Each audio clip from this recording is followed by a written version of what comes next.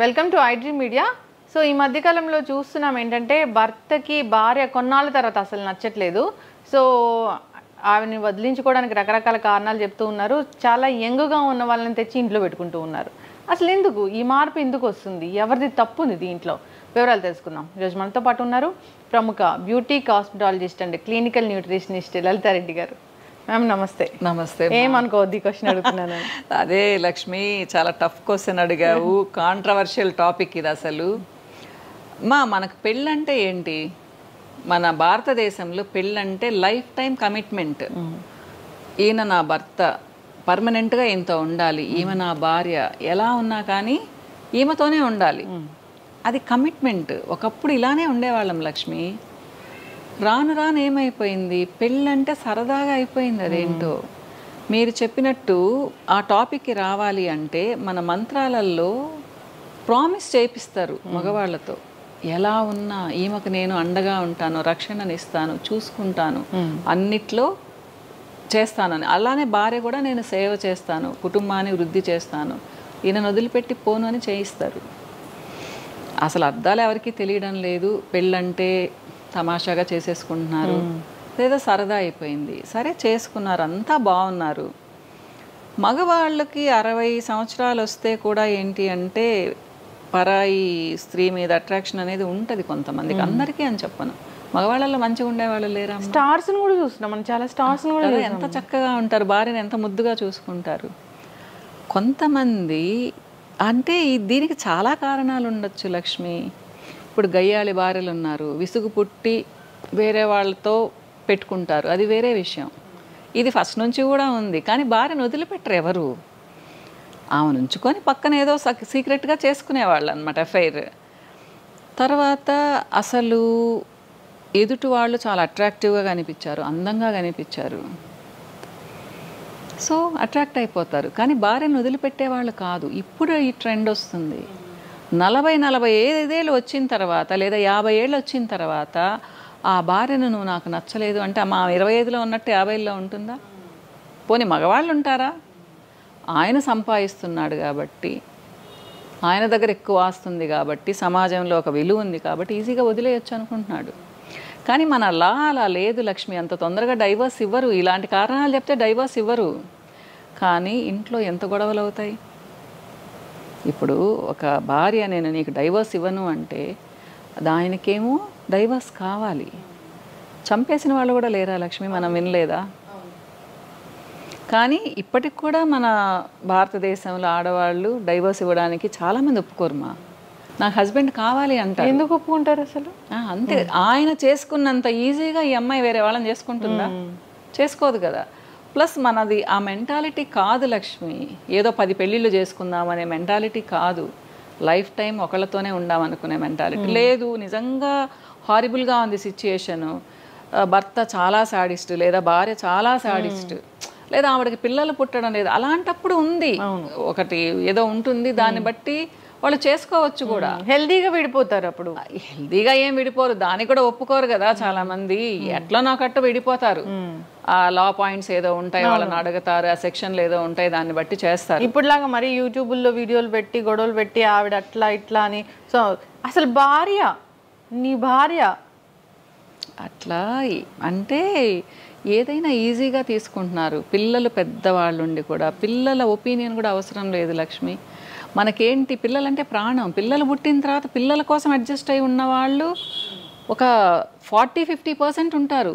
Divorce అనే మాట వాళ్ళ లైఫ్లో రాదు. ఎందుకంటే పిల్లలు వచ్చేస్తారు మధ్యలోకి. ఇప్పుడు పిల్లల్ని కూడా వదిలేస్తున్నారు. పిల్లలు ఎట్టుపోతే ఏముంది అంటే మీరు ఆలోచించండి. మనం మారిపోతున్నాం లక్ష్మి. మన పరిస్థితులు ఇండియాలో కూడా, మన భారతదేశంలో కూడా పరిస్థితులు మారిపోయి వెస్ట్రన్ కల్చర్ వస్తుంది. సెల్ఫిష్ అయిపోతున్నామ్మా. నా సంతోషం నాకు ముఖ్యం. ఒక 55-60 ఏళ్ళ ఆయనకి మరి 30-35 ఏళ్ళ ఆవిడ నచ్చుతుంది. 50-55 ఏళ్ళ ఆడ మనిషి నచ్చదు. అట్లనే వదిలేస్తారా? ఇప్పుడు 55 ఏళ్ళ ఆయనకి 30 ఏళ్ళ ఆవిడ నచ్చింది. మరి ఈ 30 ఏళ్ళ ఆవిడ ఎన్నాళ్ళు ఉంటుంది? ఈ 55 ఏళ్ళ వాళ్ళే ఉండరుమా. అది అసలు ఫస్ట్ నుంచి ఉన్న ఆవిడతోనే నువ్వు సరిగ్గా లేకపోతే మధ్యలో వచ్చిన ఆవిడ అసలు నీతో ఉంటుందని నమ్మకం ఏంటి కదా.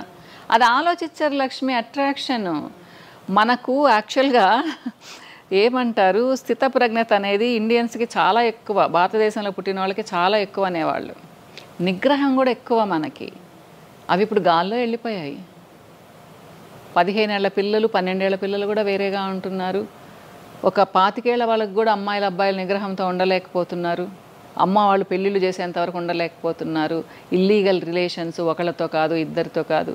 మనం ఏం మాట్లాడుకోవాలి? సరే పెళ్ళిళ్ళు ముందు ఎట్లయినా తగలబడని, పెళ్ళిళ్ళు అయిన తర్వాత అన్నా కరెక్ట్గా ఉండాలి కదా, కమిట్మెంట్తో ఉండాలి కదా. పెళ్ళి అనేది ఒక పవిత్ర బంధం అనుకుంటాం మనం. అది కూడా క్యాజువల్గా తీసేసుకునేసి ఈ పెళ్ళి కాకపోతే ఇంకో పెళ్ళి.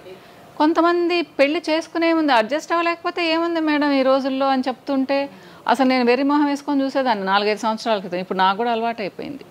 అంటే అమ్మాయిలు కూడా అంత మారిపోతున్నారు లక్ష్మి. మనం ఏం చేస్తాం చెప్పండి? ఇప్పుడు మా ఇంట్లో నేను నా పిల్లలకి చెప్పుకున్నాను, నా కోడలు పద్ధతిగా ఉంటుంది, నా అల్లుడు పద్ధతిగా ఉంటాడు. ప్రపంచాన్ని నేను ఎలా మారుస్తాను? అది ప్రతి ఇంట్లో నుంచి రావాలి కదా. మన ఫ్యామిలీలో మనం ఇలా ఉండాలి, ఇలా ఉంటే ఎవరో మెచ్చుకుంటారని కాదు, మనకు గొప్ప. మనం నిజాయితీగా ఉన్నాము, నిగ్రహంతో ఉన్నాము, పెళ్లి చేసుకొని ఒక కుటుంబంగా ఉన్నాము. అది దానంత సంతోషం ఇంకొకటి ఉండదు. నేను ఈ మధ్య ఒకరిని ఇంటర్వ్యూ చేశాను మ్యామ్.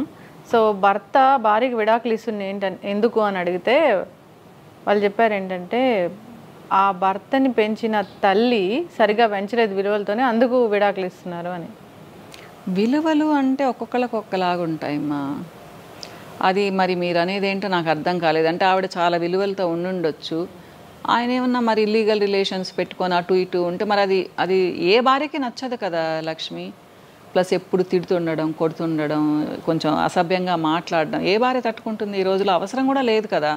ఒకప్పుడు ఉన్నారు కానీ ఇప్పుడు అందరికీ ఇండివిజువాలిటీ ఉంది. అందరూ ఏంటంటే మంచిగా బ్రతకాలనుకుంటున్నారు. నేను అదే చెప్తాను, సిచ్యుయేషన్ అంతా బాగుండి కేవలం నీ ఫిజికల్ అపియరెన్స్ నచ్చడం లేదని 50 ఏళ్ళ వాళ్ళకి విడాకులు ఇవ్వడం ఏంటి? మరి నచ్చరు 50 ఏళ్ళకి ఎలా ఉంటారు? మా పెద్దవాళ్ళు అయిపోతారు, సగం ముసలి వాళ్ళు అయిపోయినట్టే కదా. అందరూ స్మార్ట్గా ఎలా కనిపిస్తారు? నచ్చడం అంటే ఏంటి? ఒక స్టేజ్ వరకే నచ్చడాలు ఉంటాయి, తర్వాత ఫిజికల్ అపియరెన్స్ మాత్రమే చూస్తారు. నిజమే లక్ష్మి, పెద్దవాళ్ళం అయ్యే కొద్దీ ఎమోషనల్ బాండింగ్ కూడా ఉంటుంది కదా, దాన్ని ఎలా కట్ చేస్తారమ్మా? ఇప్పుడు మగవాళ్ళకి ఈజీ ఏమో ఎమోషనల్ బాండింగ్ కట్ చేయడం, ఆడవాళ్ళకి అంత ఈజీ కాదు. అందుకనే రోజుల తరబడి సంవత్సరాల తరబడి ఏడుస్తూనే ఉంటారు, డిప్రెషన్లోకి వెళ్తూ ఉంటారు. కానీ కొంతమంది ఆడవాళ్ళు కూడా వేరేగా ఉంటారు మా కదా. ఆడవాళ్ళందరూ పద్ధతిగా ఉన్నారా? లేరు కదా ఇప్పటి రోజుల్లో. ఇద్దరిని అనుకోవాలి, కానీ ఎప్పుడు పర్సంటేజ్ మగవాళ్ళదే ఉంటుంది. హెరాస్ చేసేవాళ్ళు, విసిగిచ్చేవాళ్ళు, డైవోర్సులు తీసుకునేవాళ్ళు. సో ఇది నెవర్ ఎండింగ్ టాపిక్ లక్ష్మి. ఇంకా ఎన్నెన్ని చూడాల్సి వస్తుందో మనం ఫ్యూచర్లో కదా. ఏదేమైనా పెళ్ళంటే అదొక బంధం, 2 కుటుంబాలు కలిసి ఉంటే ఒకళ్ళకొకళ్ళు ఉన్నాము అని అదొక సంతోషమ్మా. ఇప్పుడు వేరే అనుకోండి, 2 ఫ్యామిలీస్ డిస్టర్బ్ అయిపోతాయి కదా. ఆయన అమ్మా నాన్నలకు కూడా ఇష్టం ఉండదు. అది ఎవరికి ఇష్టం ఉంటుంది లక్ష్మి? భార్యను వదిలిపెట్టి వేరే వాళ్ళతో ఉండమని ఎవరు చెప్తారు? పనికి మాలిన వాళ్ళు తప్పితే ఎవరు చెప్తారు చెప్పండి? సో ఇంకంతా స్ట్రగులే మా దాంట్లో. ఎవరు ప్రశాంతంగా ఉండరు, వాళ్ళే తెలుసుకోవాలి. ఒకప్పుడు 60-65 ఏళ్ళకి అంత తిరిగి వచ్చి దగ్గరకు వస్తే రానిచ్చేవాళ్ళు ఆడవాళ్ళు. మళ్ళీ ఇంటికి వస్తే అబ్బా నా భర్త వచ్చేసాడు. ఇప్పుడు యాక్సెప్ట్ చేస్తారా లక్ష్మి? అవసరం కూడా లేదు కదా. ఊరంతా తిరిగి వచ్చి 60-65 ఏళ్ళకి ఇంకా ముసలి వాళ్ళు అయిపోయిన తర్వాత నేనేం చేసుకోవాలనుకున్నప్పుడు భార్యల దగ్గరికి వస్తే ఎవరు యాక్సెప్ట్ చేస్తారు? నువ్వు వద్దంటున్నారు. ఇది కూడా మనం ఎన్ని చూస్తున్నాం లక్ష్మి. మనం అంటే ఇలా మాట్లాడుకోవాలి కానీ ప్రపంచం వేరేగా అయిపోతుందమ్మా. కాకపోతే మన సాంప్రదాయాలు, మన సంస్కారాలు మర్చిపోకూడదు. కానీ ఎంతమంది గుర్తుపెట్టుకుంటున్నారు లక్ష్మి? మన బిడ్డలకి ఏం నేర్పిస్తున్నాం మనము? సరే, ఈ భార్యాభర్త వీళ్ళు ఎంత తగులాడుకున్నా, ఎంత విడిపోయినా కానీ పిల్లల మీద ప్రభావం ఉండకుండా ఉంటే బాగుంటుంది అంటే పిల్లల మీద ఖచ్చితంగా ప్రభావం ఉంటుంది. ఎవరి మాట వింటారు? నువ్వే ఇలా చేస్తావు, నీ మాట ఎందుకు వినాలి అంటారు. అంటే నానంటే కోపం, అంటే ఇప్పుడు అమ్మంటే కోపం అనుకో, అసలు వినరు. అమ్మలంటే ఎప్పుడైనా కానీ కొంచెం నాన్నకంటే కొంచెం తక్కువ చూపే కదా. ఎంత బాగా చూసినా కానీ నీ సంగతి నువ్వు చూసుకుని ఆ జోలికి. నేను ప్రత్యక్షంగా ఎంతమందిని వింటూనే ఉంటాను లక్ష్మి. పెద్దవాళ్ళని గౌరవించని అమ్మ ఉందనుకోండి, వాళ్ళ అత్తమ్మ వాళ్ళకి రెస్పెక్ట్ ఇవ్వకపోతే పిల్లలు ఆమెకు అసలు రెస్పెక్టే ఇవ్వరు. అట్లా అంతా మారిపోయింది లక్ష్మి. పరిస్థితులు వేరేగా అయిపోయాయి. కాకపోతే ఇప్పటికీ పద్ధతిగా ఉండేవాళ్ళు ఉన్నారు. పర్సంటేజ్ తగ్గుతూ ఉంది. 2 ఇయర్స్కి 3 ఇయర్స్కి పర్సంటేజ్ తగ్గుతూ వస్తుంది. మీరేమనుకుంటున్నారు? నాకైతే పెళ్ళి అంటే పెళ్ళే, వాళ్ళు ఏం చెప్పారో అమ్మా నాన్న అదే వినాలి. భర్తల్ని మార్చడం కానీ భార్యలు మార్చడం కానీ ఇలాంటివి అసలు చేయకూడదు. నిజమే, చేయకూడదు. మన వాళ్ళు కూడా పాపం అమెరికాలో చూసి మనం కూడా 2-3 పెళ్ళిళ్ళు చేసుకుందాం లేదా 4-5 పెళ్ళిళ్ళు చేసుకుందాం అనుకుంటున్నట్టున్నారు. మనం ఏం చేద్దాం మన వాళ్ళని చెప్పండి. మనం ఇలా మాట్లాడుకున్నందువల్ల ఎవరు మారరు లక్ష్మి. కానీ అదే చెప్తున్నాను, ఇది కూడా బోర్ కొడుతుంది మా కొన్ని రోజులకి. విచ్చలవిడితనం అనేది ఎవరికి నచ్చదు, ఒక స్టేజ్ వరకే. తర్వాత అది చాలా విసుగనిపిస్తుంది కదా. ఈ మ్యారేజ్ రిలేషన్షిప్లో ఉన్నంత బాండింగ్ ఈ విచ్చలవిడితనంలో ఉండదు, వెగటబుడుతుంది అది. కానీ అదే చెప్తున్నాను, తర్వాత మళ్ళీ రావాలంటే వీళ్ళు యాక్సెప్ట్ చేయాలి కదా, ఫ్యామిలీ యాక్సెప్ట్ చేయాలి కదా. అప్పుడు ఒంటరి వాళ్ళు అయిపోతారు, ఒంటరి వాళ్ళు అయిపోతారు. అది ఆలోచించడం లేదు చాలా మంది మగవాళ్ళు. ఏదైనా కానీ ఇక్కడ ఫ్యామిలీ రిలేషన్, భార్యాభర్తల బంధం అంటే అదొక మంచి అనుబంధం లాగా ఉండాలి. ఒకరి కోసం ఒకరు త్యాగాలు చేసుకుంటూ, సరే ఆవిడ నచ్చలేదా దాన్ని ఎలా మౌల్డ్ చేసుకుంటూ వెళ్ళిపోవాలని చూడలేదు. ఏ ఆడ మనిషి అందంగా ఉంటది, భర్త నచ్చలేదా, లేదమే నోరు నచ్చలేదు, ఇదిగో నువ్వు ఇలా మాట్లాడవు నాకు నచ్చలేదని చెప్పాలి, చెప్పుకుంటూ వెళ్ళాలి. దాన్ని తెంపేసుకుంటూ వేరే దానికోసం వెళ్ళడం అనేది అసలు కరెక్ట్ పద్ధతి కానే కాదు. అస్సలు కాదు. ఎవరు సపోర్ట్ చేయరు అనుకుంటారు మగవాళ్ళు, మనకేముంది మగవాళ్ళం కదా అని. సొసైటీలో వాళ్ళు కూడా దిగజారిపోయినట్టే కదా, నవ్వుకుంటారు వెనకాల. మేబీ ముందు అనకపోవచ్చు కానీ వెనకాల చాలా నవ్వుకుంటారు కదా. పిల్లలకి అసలు ఏమి రెస్పెక్ట్ ఉంటుంది అందులో. ఈ రోజుల్లో అసలు అంతా తెలిసిపోతుంది కాబట్టి ఏ మనిషి రెస్పెక్ట్ ఇవ్వరు కదా. ఒకప్పుడు ఫేసులు తెలిసేవి కాదు, ఇప్పుడు ఉదయం లేస్తే పెట్టేస్తున్నారు కదా వీడియోస్లో. సరే, భర్త వేరే ఆవిడ దగ్గర నుంచి, భార్య దగ్గర నుంచి వదిలిపోయి వచ్చాడు, సో మేము ఉందాము వాళ్ళతో పాటు అనుకునే కొందరు స్త్రీలకైతే అది అసలు మంచి పద్ధతి కదని చెప్పుకోవాలి. నీచ నికృష్టం అసలు అది కదా. అవును, ఫస్ట్ వాల్యూస్తో మనం ఉండాలి, ఆడవాళ్ళం ఉండాలి. అప్పుడు మగవాళ్ళు ఏం చేయలేరు కదా. ఒక మగ మనిషితో ఒక ఆడ వెళ్తేనే కదమ్మా ఇల్లీగల్ రిలేషను. మనమే పద్ధతిగా ఉన్నామనుకోండి ఎవరు ఉంటారు. కానీ ఇది ఎప్పటి నుంచో ఉంది. అప్పుడు వాళ్ళకు ఒక క్యాస్ట్ పెట్టేశారు, అట్లా తిరిగే వాళ్ళని వెలేసినట్టు చేసేసారు. అప్పుడు వాళ్ళు పబ్లిక్గా అందరికీ తెలిసేవాళ్ళు. కానీ ఇప్పుడు మంచి ఫ్యామిలీస్ నుంచి కూడా అలా ఉన్నారు. ఏం చేద్దాం చెప్పండి. సో మనము మన సాంప్రదాయాలు పాటించాలమ్మా. అట్లీస్ట్ ఆడవాళ్ళు బాగుంటే కూడా సిస్టమ్ బాగుంటుంది, సొసైటీ బాగుంటుంది. కానీ ఆడవాళ్ళు అంతకంటే విచ్చలవిడితనం అయిపోయారు. ఏం మగవాళ్ళు ఉంటే మేమెందుకు ఉండడం లేదంటున్నారు లక్ష్మి. అది చాలా పెద్ద తప్పు కదా. అవును, కరెక్ట్. బాబు పాప పుట్టేంత వరకు ఆ జర్నీలో చాలా హ్యాపీ మూమెంట్ కానీ కష్టం అనిపించింది, బాధ అనిపించింది అన్న మూమెంట్ కానీ ఏమైనా ఉందా? ఎందుకు ఉండవు లక్ష్మి, లైఫ్ సాఫీగా జరగదు కదా. అంటే పరిస్థితులు మారిపోతాయమ్మా. అది ఎవరి తప్పు ఎవరి ఒప్పు అని చెప్పను. కానీ మా వారిలో చాలా చేంజ్ వచ్చింది తర్వాత. ఎందుకో నేను అస్సలు నచ్చేదాన్ని కాదు. ఇంటికి వస్తే గొడవ అన్నమాట. ఎలా అంటే చిన్న చిన్నవి కాదు, పెద్ద పెద్ద గొడవలు. నాకు అర్థమయ్యేది లేదు, తను చెప్పినట్టల్లా చేసేదాన్ని. కొన్ని సంవత్సరాలు లక్ష్మి అమ్మోళ్ళతో మాట్లాడొద్దంటే మాట్లాడేదాన్ని కాదు, తమ్ముళ్ళతో మాట్లాడొద్దంటే మాట్లాడేదాన్ని కాదు. ఆఖరికి వాళ్ళ అమ్మా నాన్నలతో వాళ్ళ తమ్ముళ్ళతో కూడా మాట్లాడొద్దన్నారు. అప్పుడు ఎదురు తిరిగాను, అసలు మీకు ఎవరిష్టం? మా అమ్మా నాన్నలు అన్నారు, మా తమ్ముళ్ళని అన్నారు, వదిలేశాను. అంతకుముందు ఇంకెవరెవరినో కూడా అన్నారు.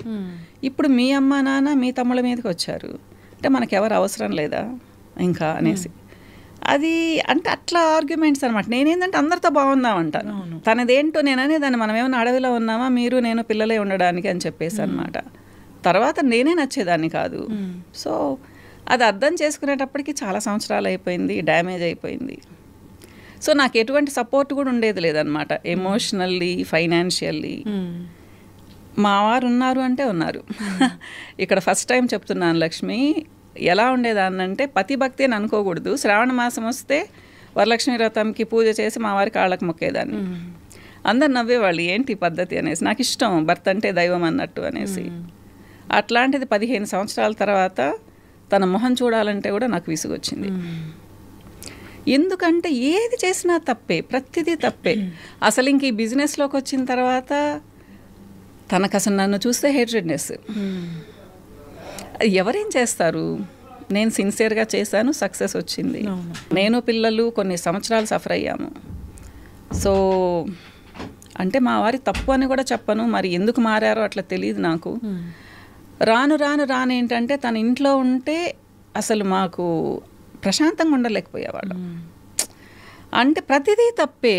కూరలో కొంచెం కారం అయిందంటే ఇది ఎవరు తింటారు అని పారేస్తారు, ఉప్పు ఎక్కువైందంటే అట్లా అనమాట. అంటే తనను మెప్పించడానికి మేము ఏం చేసినా, ఎంత భయంగా ఉన్నా కానీ మాకు కష్టమైపోయేది. సో ఫస్ట్ అడిగాను, ఆర్గ్యూ చేశాను, అరిచాను, ఏం చేసినా కానీ ఏమీ ఇది లేదు. చివరికి మా బాబు ఇన్వాల్వ్ అవ్వాల్సి వచ్చింది. బాబు ఉన్నాడు కదా, పెద్దోడు కదా. నా కూతురు అయితే చాలా కష్టం అనిపించేది. అసలు మాట్లాడొద్దమ్మా నువ్వు నాన్నతో అనేది. మాట్లాడకుండా గమ్మున కూర్చుంటే కూడా అది కష్టం అనమాట. ఏం పొగురా, నేను వస్తే మాట్లాడేది లేదా నువ్వు, ఎందుకులే గొడవలని నా పాటికి నేను కాముకుంటే కూడా అలా అనమాట. అట్లా అయిపోయి ఇంకా ఎందుకు అంటే బిజినెస్లోకి వచ్చాను అంటే ఫైనాన్షియల్గా నా పిల్లలు డౌన్ అవ్వకూడదని వచ్చాను లక్ష్మి. అంటే ఎక్స్ప్లెయిన్ చేయాలనుకోలేదు కానీ చిన్న మాట చెప్తాను. మనకంటూ ఏమీ వద్దు అనుకుంటాం, హస్బెండ్ ఉన్నాడు కదా చూసుకుంటాడు అనుకుంటాం. హస్బెండ్ వేరేగా ఉన్నప్పుడు మనకెవరు సపోర్ట్ చేస్తారు? ఎవ్వరు చేయరు, అమ్మా నాన్నలు తప్పితే. అమ్మా నాన్నలు చేస్తున్నారు కదా అని హస్బెండ్స్ పక్కకి వెళ్ళిపోతే వాళ్ళ మీద రెస్పెక్ట్ ఏముంటుంది?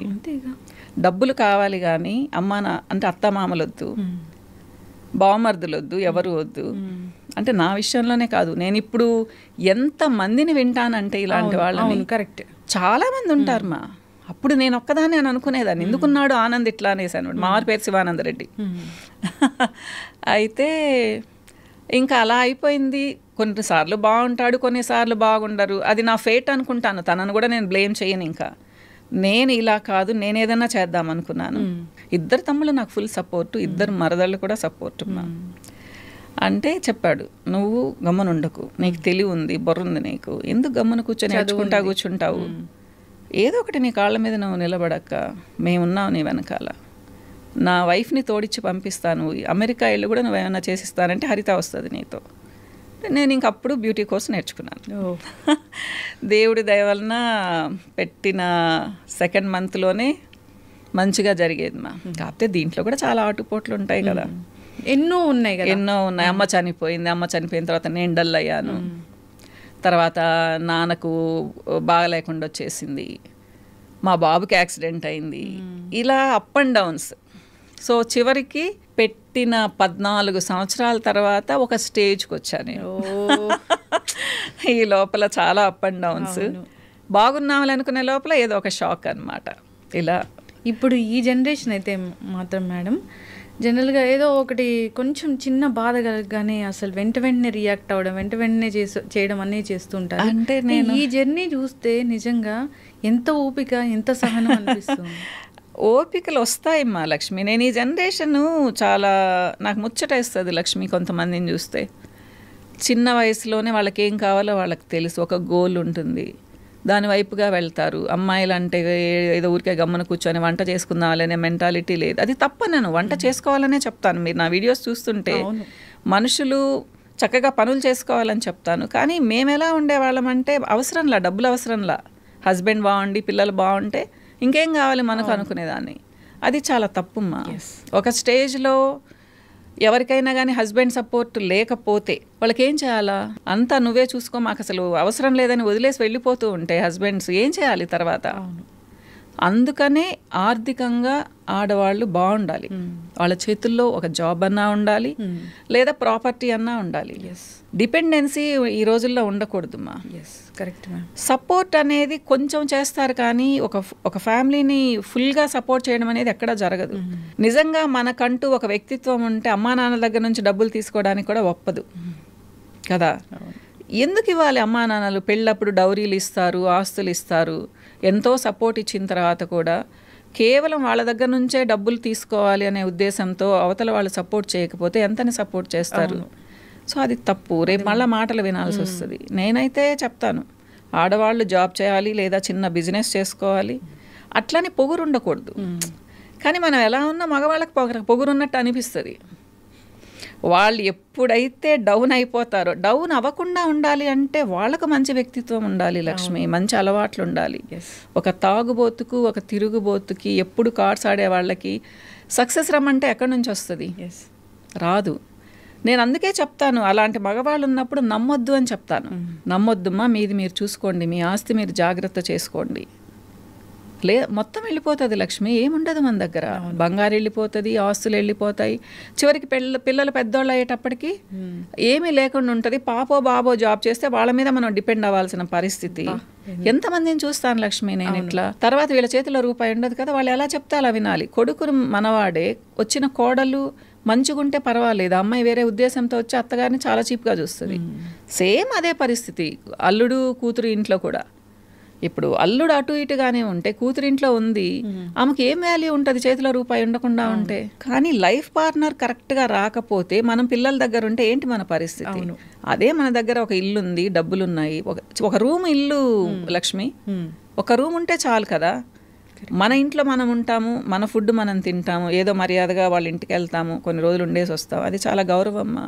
మన పాపే కదా, మన బాబే కదా అని ఉన్నదంతా ఊడ్చిపెట్టేసి వాళ్ళకి ఏమీ లేకుండా చేసుకొని చివరికి వాళ్ళు ఒక నెల పంపిస్తారు, ఒక నెల పంపించరు డబ్బులు. వెయిట్ చేస్తూ ఉండాలి. ఏం చేయాలి అప్పుడు? ఏమైనా అనగలమా? వాళ్ళ ఫ్యామిలీస్ వాళ్ళు బాగుండాలని అనుకుంటాం కదా. ఇలాంటి వాళ్ళని కూడా నేను చాలామందిని చూస్తాను లక్ష్మి.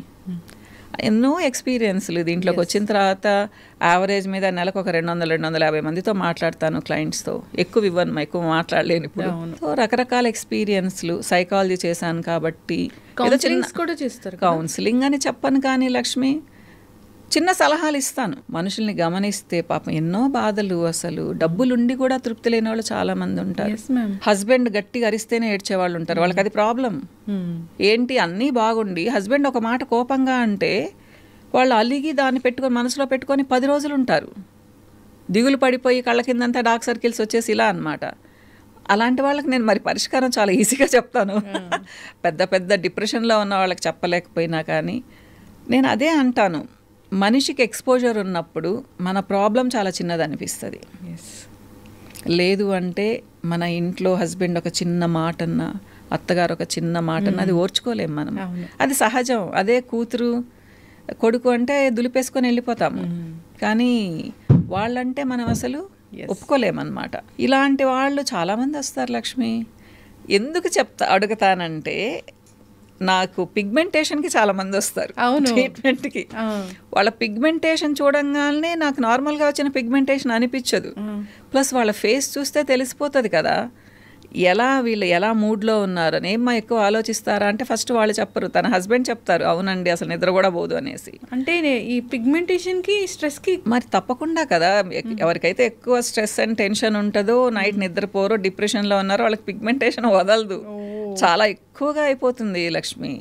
సో ఇలాంటి క్వశ్చన్స్ అడిగినప్పుడు వాళ్ళు ఓపెన్ అప్ అవుతారనమాట. అప్పుడు చిన్న సలహాలు ఇస్తాను. ఏదో దేవుడి దేవలన కొంచెం సాఫ్ట్గా మాట్లాడతాను కాబట్టి పాపం వింటారు. అలానే టీనేజర్స్ కూడా అమ్మ ఫుడ్ చాలా తినరు వాళ్ళు. మాకు ఇష్టం లేదు, మాకు ఇష్టమైనవే తింటామంటారు. అలాంటి వాళ్ళని కూడా నేను చాలా బాగా కన్విన్స్ చేస్తాను లక్ష్మి. అది నా గొప్ప అని చెప్పను కానీ నన్ను నేను అంటే అట్లా చెప్పే విధంగా మౌల్డ్ చేసుకున్నాను. వాళ్ళు ఒక పింపుల్ ట్రీట్మెంట్కి వచ్చిన అమ్మాయి, నా ఇష్టం వచ్చినవి తింటాను, నాకు పింపుల్స్ తగ్గాలి అంటే ఎలా తగ్గుతాయి? పీసీఓడి ఉంది ఒక అమ్మాయికి, తను చాలా వెయిట్ ఉంది, కొంచెం బరువు తగ్గాలి, కొంచెం లైఫ్ స్టైల్ మార్చుకొని డైట్ మార్చుకునిందంటే పీసీఓడి ప్రాబ్లం తగ్గుతుంది తనకు. కానీ అమ్మ చెప్తే వినదు, నేను చెప్తే వింటారనమాట. ఇలా కొంచెం వాళ్ళని సర్ది చెప్తానమాట, వింటారు మా చక్కగా. మెయిన్ ఏంటంటే నాకు కూడా వాళ్ళు విని వాళ్ళ ప్రాబ్లం తగ్గింది అంటే చాలా సంతోషంగా ఉంటుంది లక్ష్మి. లైఫ్లో చాలా ఇష్టం ఇది, నాకు చాలా హ్యాపీ అనిపించింది ఈ మూమెంట్. ఇంకా never ever forget this moment. అంటే ఎప్పుడు గుర్తు తెచ్చుకున్నా ఒక బ్లష్ వస్తుంది. అంటే బ్లష్ ఏమో కానీ హ్యాపీ మూమెంట్ అంటే లక్ష్మి, మా బాబు పుట్టింది, ఫస్ట్ బాబుని అలా చూసినప్పుడు, నా ప్రతిరూపం అనుకున్నప్పుడు, వాడి మొహం చూసినప్పుడు, అది ఆ సంతోషాన్ని నేను మాటలతో వర్ణించలేను. అంటే పాప పుట్టినప్పుడు లేదా అంటే అది సెకండ్ టైం కదా, ఫస్ట్ టైం కాబట్టి అది చాలా మెమరబుల్ ఎక్స్పీరియన్స్ అన్నమాట. స్వీట్ మెమరీస్ అనేవి నా మ్యారీడ్ లైఫ్లో చాలా తక్కువ. కానీ నేను ఎప్పుడు వాటిని గుర్తు తెచ్చుకుని బ్యాడ్ మెమరీస్ని గుర్తు తెచ్చుకోను. మీరు బ్లష్ అయ్యేటట్టు అంటున్నారు కదా, అలా ఏం లేదు. కానీ కొంతమంది క్లయింట్స్ వచ్చి, మీరు గాడెస్ మేడం, మీరు నిజంగా అపర లలితాదేవి లాగున్నారు, మా ప్రాబ్లం పోయింది అని చెప్పినప్పుడు కొంచెం కదా చాలా సంతోషం అనిపిస్తుంది. ఇది నా ప్లస్ పాయింట్ కదా. అంటే గర్వం అని చెప్పను కానీ హ్యాపీగా అనిపిస్తుంది మా.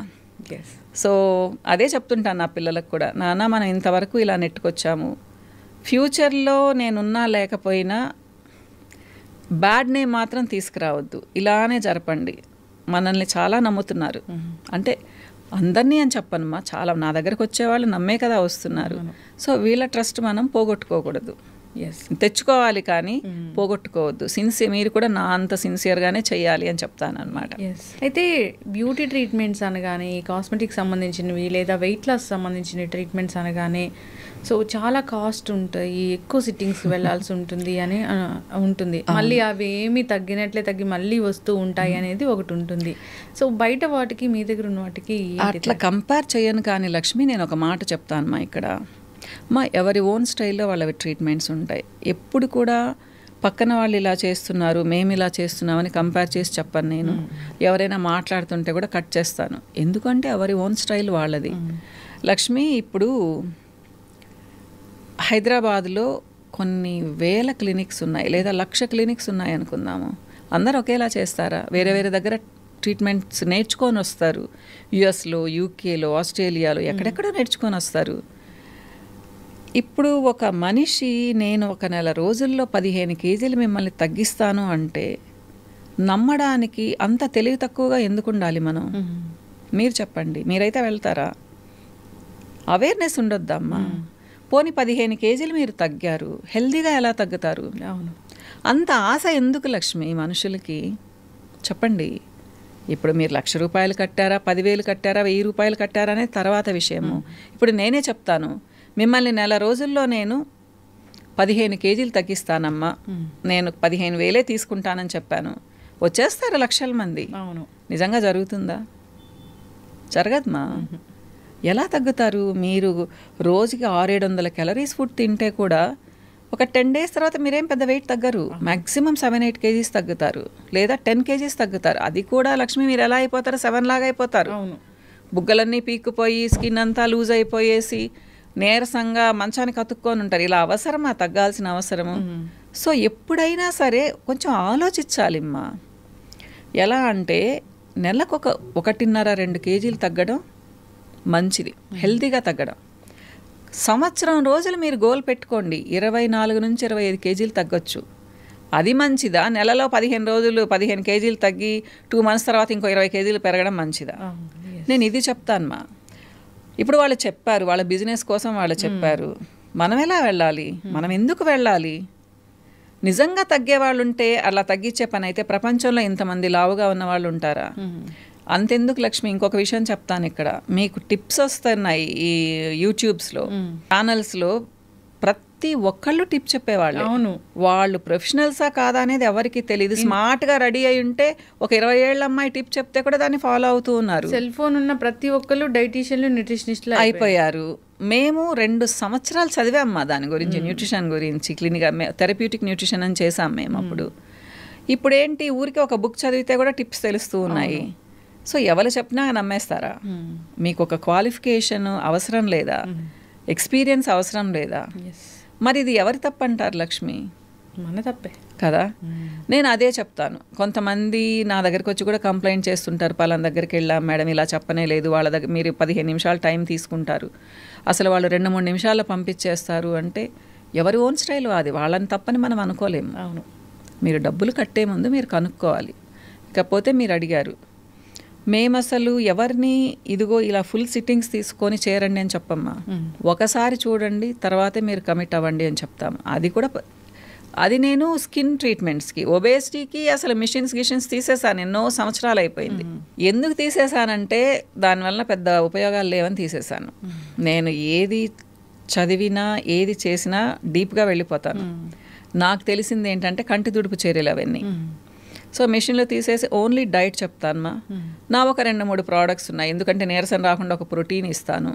అది కూడా పెద్ద కాస్ట్లీ ఉండదు లక్ష్మి, నాది చాలా చీప్ ట్రీట్మెంట్స్ అనుకుంటారు, నావి కూడా చాలా కాస్ట్లీ అని.